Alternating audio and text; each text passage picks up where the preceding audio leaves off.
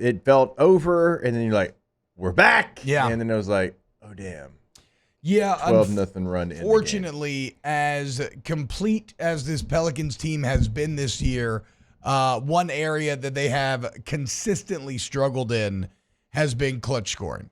And last night was kind of the epitome of that, as after a furious comeback in which you were down 30 and then you go up 5 late.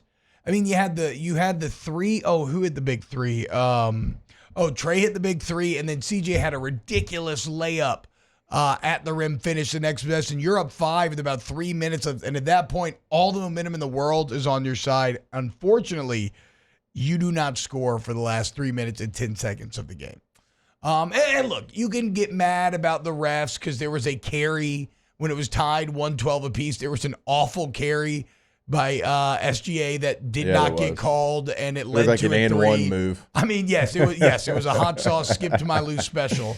But yeah, so I mean, look, you can get mad about the referees because they missed that, and that led to a 3 that broke the tie. There was a really bad moving screen by Chet Holmgren as well. To put the Thunder up 5 with 30 seconds left. But honestly, again, that's a bit of misdirected anger, right? Because your offense had been better all night. And if your offense took care of business, then those calls would not have loomed as large as they did. Electric setting last night in the Smoothie King Center.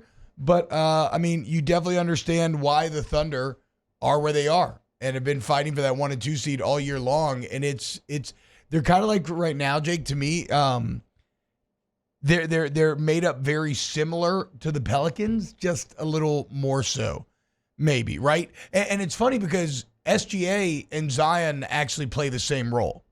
The ball handler who is going to drive, threaten you in the paint, and then dish to just a team full of shooters and wings around him. The only thing is the Thunder have even more shooting and even more wings, and then have the element of Chet Holmgren, who is that modern day 8-foot-tall wing-based big man who can also threaten you from the outside. Like, there's a reason why Valanciunas didn't get to play in the second half, and it's because the Thunder just force you into that smaller lineup. Right. So credit to him, credit to OKC. I do not leave this game terribly disheartened because I feel like there are very obvious areas in which to improve, and I love the fight to make it a game. Yeah, and you didn't have Brandon Ingram, and that needs to be pointed out. He's an all-star. And I think when you look at the flow of the game, at the end of the game, once it was tied and once the Thunder went on their 12-0 run, that's where you really miss Brandon Ingram the most. Yep. And C.J. McCollum is somebody that still has a lot left in the tank. I am not saying he is washed by any means, but he shot 3 of the 4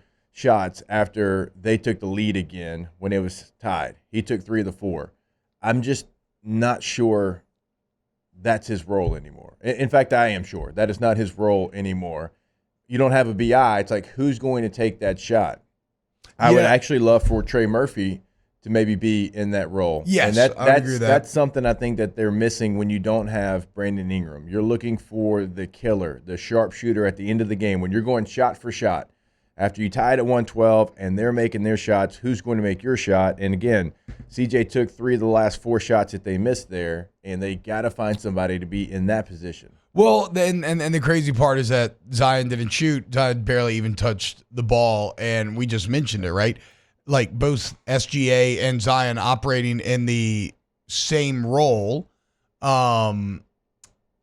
in that, like, they're the ones that make everything go for these offenses, right? Like, maybe Zion isn't taking the shot every time, but he needs to have the ball. He needs to be starting all the offensive movement, drive, use his gravity, and see where it, and then either the dish or try and score. So to get away from that, and the most important part of the game, especially after you've been doing it all game, kind of boggles the mind. I mean, he had 10 assists on the night. He's your leading scorer. I don't know exactly. I don't know basketball well enough to know what the Thunder did to force the Pelicans into that, but it's just wild to me that they completely went away from what has been their identity all the second half of this season, and even their identity during this game and during the comeback. Yeah, and I felt like you rushed some shots as well. I'm trying to think how much time was left. It was a little under 2 minutes. And when Zion comes up with a steal and you're still only down 3 and he passes it to CJ, immediately throws up like a 26-footer. Yeah. You know, like those are moments where you have to play a little bit smarter down the stretch and you still have plenty of time. And so you get a steal. You don't need a 3 right there. Yes, you're down 3, but you don't need a 3. You got a minute and 45 seconds left in the game. So you'd like to see them take that opportunity. You still can go to the rack, get to be a 1-point game. And so they just did not handle the end of the game situation after making this epic comeback. The Thunder were able to handle it, and the Pelicans weren't. And that's kind of one of those last couple of things that we're talking about with this team to make them the team that we know they can be. And I think we know they can be that team. Yeah, and Zion talked about it after the game. Needing to, can't kind of disappear like that offensively, need to be more involved. But I'm not gonna lie, it stings because it really felt like you had the dub when you went up 5. I mean, you're seeing it right now in studio.